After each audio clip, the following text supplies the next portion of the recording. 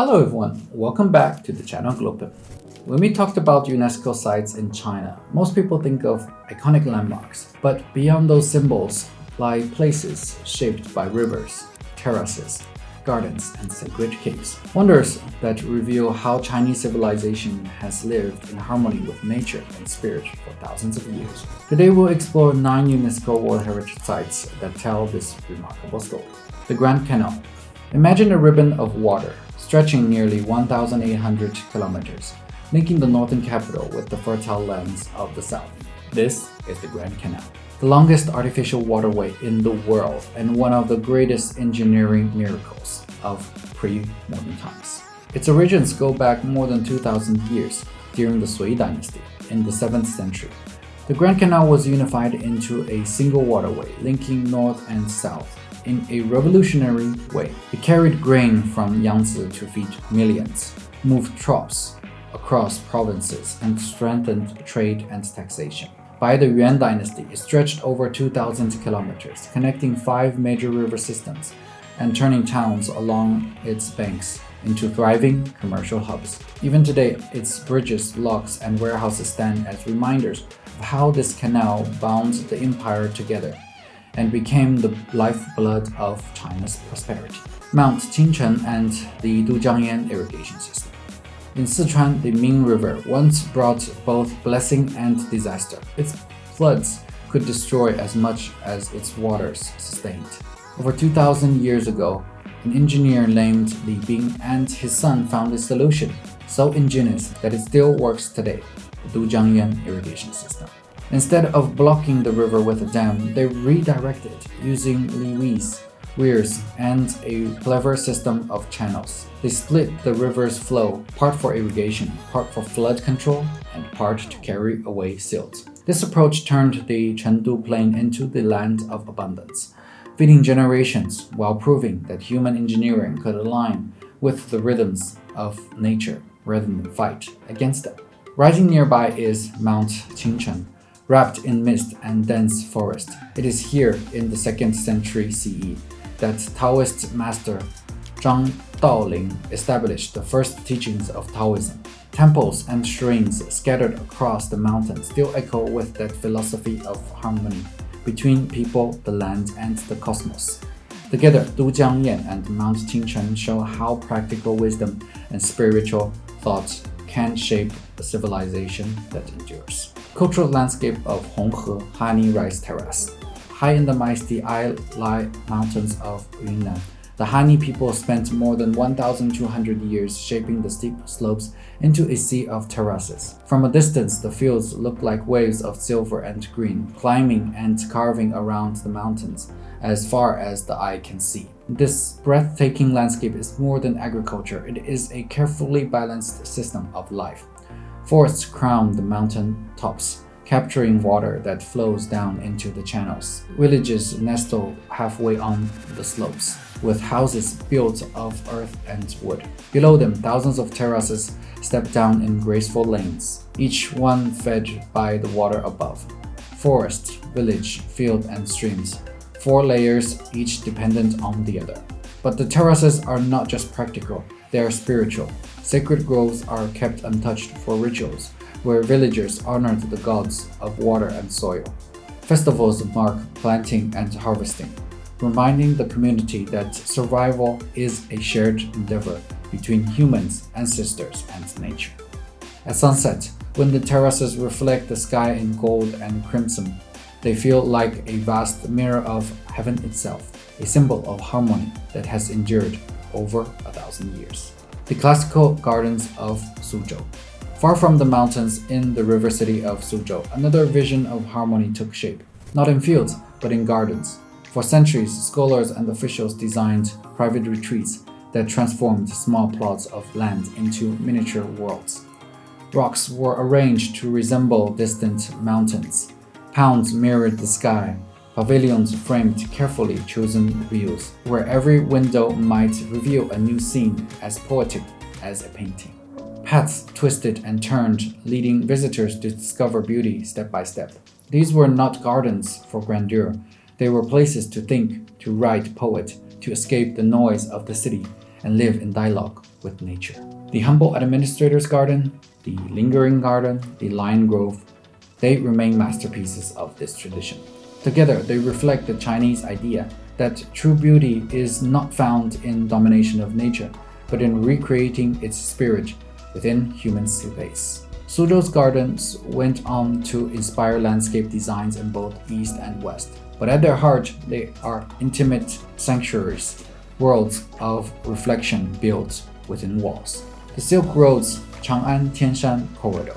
The Silk Roads were one of the greatest communication networks in history, stretching thousands of kilometers to link China with Central Asia, India, the Middle East, and the Mediterranean. Their story began in the Han Dynasty when envoy Zhang Qian's journeys opened the way for new alliances and trade. From then on, caravans carried silk, porcelain, and tea westwards, while glassware, gems, and new ideas flowed back east. Starting in Chang'an, the capital of Han and Tang, merchants and monks crossed the Hexi corridor, passed the Tianshan Mountains, and reached as far as Central Asia. Along the route, cities, forts, and caravansarays flourished, many of which are now protected as UNESCO sites. But the Silk Roads were never only about commerce. They also spread religious and cultures. Buddhism moved east into China, while Magnesium, Christianity, and Islam all left their marks along the way. The Silk Roads stand as a reminder that cultural exchange has always been central to human civilization. The Longmen Grottoes, south of Luoyang, along the cliffs of the Yi River, lie the Longmen Grottoes, one of the world's greatest showcases of Buddhist stone carvings. Over 2,300 caves and niches stretch for a kilometer, filled with nearly 100,000 statues. Work began in the late 5th century when Emperor Xiaowen of the Northern Wei moved his capital to Luoyang. Early caves like Wuyangdong and the three Bingyang caves reflect that area's slender, Indian-influenced style. Later, under the Tang Dynasty, the figures grew grander, more lifelike, and distinctively Chinese. One of the masterpieces in the Fengxian Temple, where a towering Buddha radiates calm, flanked by Buddha Vestal and Heavenly Kings, inscriptions carved into the caves. Thousands of them record donations from emperors, nobles, and commoners, showing how devotion were shared across society. Though treasures were looted in modern times, Longmen remains a vivid timeline of 600 years of Chinese art and faith, carved directly into stone. The Yungang Grottoes. Further north, near Datong in Shanxi, stands the Yungang Grottoes, an earlier chapter in the story of cave temples. Built during the Northern Wei in the 5th and 6th centuries, Yungang includes 53 main caves and over 51,000 statues. The most famous are the 5 caves of Tanyao, monumental Buddhas carved under imperial orders. These figures blend Central Asian styles, broad features, heavy robes, with Chinese craftsmanship, creating something new and powerful. The caves were not only religious but also political, proclaiming the legitimacy of the Northern Wei rulers, who has adopted Buddhism as a state faith. Walking through Yungang, you see both grandeur and intimacy. Giant seated Buddhas alongside small niches filled with delicate carvings. It represents the first great flowing of Buddhist art in China, a moment when foreign influences were transformed into a distinctly Chinese tradition that would spread across East Asia. The Mogao caves at the edge of the desert in Dunhuang, where the Silk Road caravans once stopped to rest, lie the Mogao caves, also known as the Caves of 1,000 Buddhas. Here, nearly 500 cave temples were carved into cliffs between the 4th and 14th century, creating the world's largest and most enduring treasure house of Buddhist art. Inside, vivid murals covered the walls, scenes of Bodhisattvas, and celestial beings, but also musicians, dancers, merchants, and travelers. They record not only religion but the daily life of medieval China along the Silk Road. The sculptures and paintings reflect a fusion of influences: Indian, Persian, Central Asian, and Chinese, all blending into the unique Dunhuang style.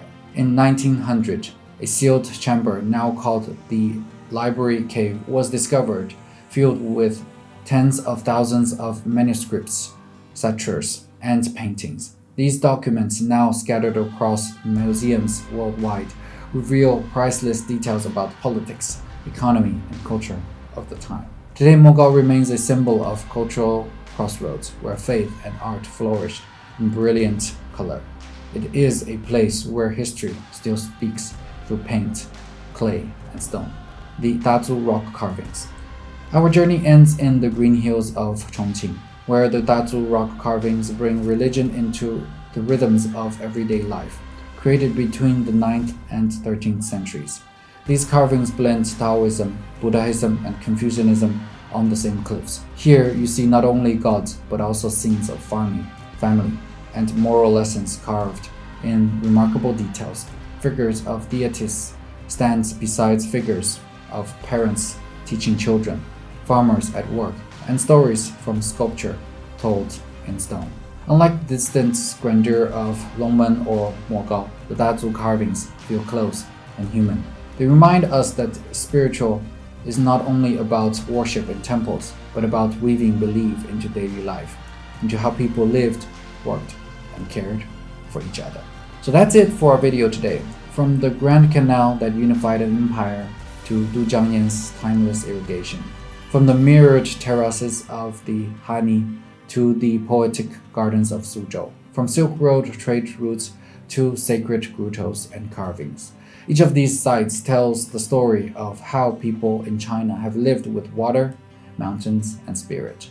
Together they form a mosaic of human creativity and resilience, reminding us that heritage is not just about the past, it's about the wisdom we carry into the future. Which of these places would you most like to explore in person? Let us know in the comments below. And if you enjoyed this video, don't forget to like, subscribe, and share so that more people can see some awesome videos. Thank you so much for watching, and see you in our next video.